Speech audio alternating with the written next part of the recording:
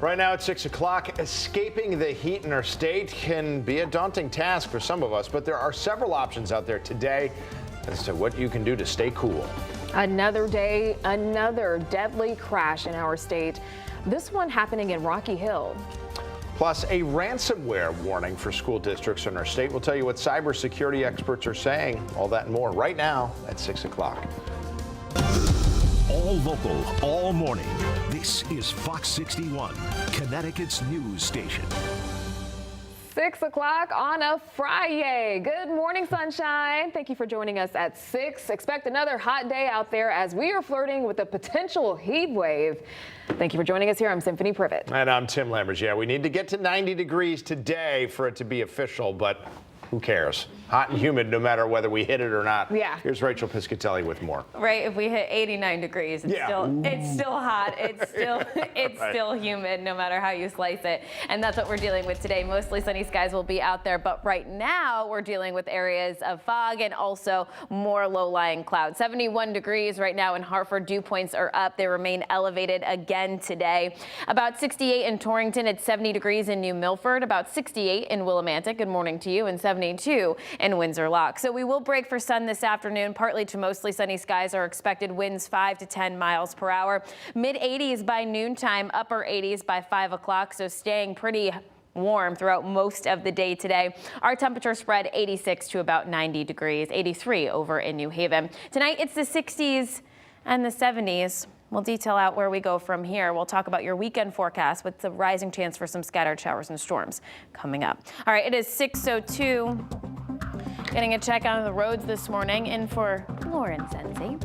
We are following a couple of issues out on the roadways. So one is going to be over in Farmington. This is an area that we've been following pretty much for the last 2 days or so. Over in Farmington, emergency road work due to some flooding that happened July 4th between Route 4 and Heritage Drive. So if you've traveled there the last couple of days, you know your alternative routes. Over in southbound side, 395 is closed this morning. This is from a crash that happened at 6 p.m. yesterday at exits 5 and exit 2. We'll take a this is our pictures actually from yesterday. So a portion of the roadway was actually closed the northbound side for quite some time yesterday. That has reopened this morning. So again, it's just going to be on that southbound side. The DEEP is out there as well as the DOT working on repairing all of that damage that you see out on your screen. So of course, we'll have another update for you coming up at 6:30. Guys. Alrighty, thank you, Rachel. 6:03 now. City leaders across Connecticut are warning folks to stay safe in another day of sweltering temperatures. And today, more precautions are being made to help people stay cool. Yeah, Fox 61's Brooke Griffin is live at one of those options in Vernon right now. Brooke, good morning. Good morning to you both. Now, there really is something for everyone today, whether you're here in Vernon taking advantage of their extended pool hours, you're hitting up a cooling station in New London, or you're really just about anywhere in between. There's something for everyone to enjoy or try to cool off with today. Now, many towns have issued a heat alert as we are on day 3 of what could end up being those 90-degree temperatures, warning that excessive time spent outside with proper hydration and cooling can cause heat exhaustion or even a heat stroke. Cooling centers across the state will be open again today. Now, you can find a full list of those right now on our website, fox61.com. And if you're looking for something fun to do today, the pool here in Vernon is open from 10 to 7, and it's only $5 per kid to get in. Some Hartford pools are also extending their hours as well. But if you're an adult, you also have some options too. And we caught up with a couple of women yesterday who say they're just trying to make the best of this week's heat wave while still getting in their steps. Hot and sweaty. It is nice to get out of the building, though. Our building is very well air conditioned, so it is nice to get out and go over to the river and just kind of enjoy the outdoors. But yeah, I think we're looking forward to going back into the building now. And if you are out and about today and you end up not feeling well, first responders say that those first few signs of heat exhaustion are dizziness, lightheadedness, even fatigue, and of course dehydration. They say immediately go inside, get somewhere cool, get some water. And if those symptoms persist or you get a lot worse, they say you can of course always call 911. Live in Vernon this morning, Brooke Griffin, Fox 61, Connecticut's news station.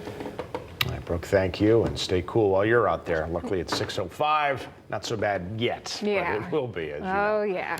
Now, while the summer is bringing the heat across the state, people are doing everything they can to keep themselves cool. Check this out. I'm a little jealous. Nice. These kids are having a blast out in Middletown. There will be designated fire hydrant sprinklers open this afternoon through the evening, giving people a unique way to cool off. People were also out and about getting ice cream, trying to stay cool. It feels like it's over 1,000 degrees. It's terrible. Oh my gosh. I put sunblock on him like 5 times today just walking down here. I feel you, little buddy. We are in the same boat. Man, those kids look like they're having a good time. Tim, do you remember those super soaker water guns? Yes, absolutely. I want to get one. Just for old time's sake. Well, here in the capital city, firefighters spent the day handing out bottles of water to people at parks. And a reminder this morning for anyone who doesn't have AC, or maybe you just need a cool place to stay cool, a place to cool down rather. Cooling centers are opening across the state for people who need to get out of the heat. Hartford, Middletown, Waterbury, and New Haven have several cooling centers up and ready to go this morning.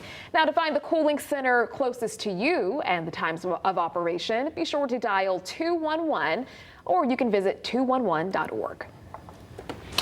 Well, here's another option if you and the kids need a place to stay cool. How about going to a museum or the Connecticut Science Center? You might be able to get in for free thanks to a state program. It's called Connecticut Summer at the Museum. It returned, because it's been done years before, it returned this year on July 1st. It gives kids under 18 the chance to go to more than 120 museums across the state for free, and each kid can bring one adult for free as well. The Lieutenant Governor will be at the Science Center at 10 o'clock this morning to highlight the program. In New Haven, Mayor Justin Elicker is expected to announce the opening of a new shelter for people with no housing. It's on Terminal Lane, and it can accommodate 50 people, not just by giving them a place to stay, but also the chance for some medical care and help finding long-term housing. It's being run under the direction of the Columbus House and Upon This Rock Ministries. That opening is set for 11 a.m. Developing this morning out of Rocky Hill, a motorcyclist is dead after a crash on Cromwell Avenue. Police say the motorcycle crashed with an SUV that was pulling out of a shopping plaza near Cold Spring Road. This all happening around 2:30 yesterday afternoon. Bystanders rushed to help the motorcyclist, who was taken to the hospital where they were pronounced dead. Now, the driver of the car stayed on the scene and is cooperating with the investigation. Well, this morning, police are looking for an 82-year-old Middletown man who's been missing for 3 weeks. We don't have a picture of him yet, but here's what we know. It's at Joseph Catalano. He was last seen in the area of Grand Street. He was released from a hospital back in June, but has missed some appointments with doctors since. Police said he might be driving a 2000 Pontiac Montana minivan that's either maroon or a faded red. And it's got a Connecticut plate number for you to look out for, 320YGY. So remember that, 320YGY. That's what you want to look out for. And of course, if you've seen it or if you know what he looks like and you've seen Mr. Catalano, please call the Middletown Police right away. Well, 6:08 happening today in Waterbury. A man accused of chasing and assaulting his wife is expected to appear before a judge. Trevor Watson is facing several charges. Police say back on June 19th, he and his wife were in 2 cars when the chase started on Woolcott Street. The chase ended on Piedmont Street, where police say Watson attacked her. The woman was sent to the hospital with injuries and is listed as being in stable condition. Watson faces a list of charges. Police said they arrested a man who was seen driving 130 miles an hour on Route 2. They said Justin Davenport of Hartford is facing several charges. Now, they said he sped away from officers several times. This was back on May 31st. And of course, at that speed, it was too dangerous to chase him. So instead, they said it took weeks of investigative work to track him down and arrest him. Also new this morning, state police are looking for a driver accused of an assault with a motor vehicle. That happened yesterday on Route 9 South, so take a good look at these photos. Troopers said it happened right in the area of exit 27 South in Cromwell. It's not clear exactly what this person is accused of doing, but if you know who this is, there's another good look at the driver. Or if you saw what happened, please call the state police. Well, this morning in New Haven, police are still looking for 2 suspects who they say shot someone on a train platform at Union Station. All we know about the victim is he is 34 years old and from New Haven and is in critical condition. Now, police say he and 2 others got into a fight Wednesday night. He was then shot on the platform between tracks 12 and 14. Metro North Rail service was suspended for about an hour and a half for an investigation. Well, it's no secret that technology is changing the world around us at lightning speed. Yeah, ahead at 6:43 this morning, how these inventions are impacting our lives. Plus, what some new data say about Americans in the workplace. That's ahead at 6:23. And more than a dozen people are injured after a bus crash in Manhattan. What we know about it this morning.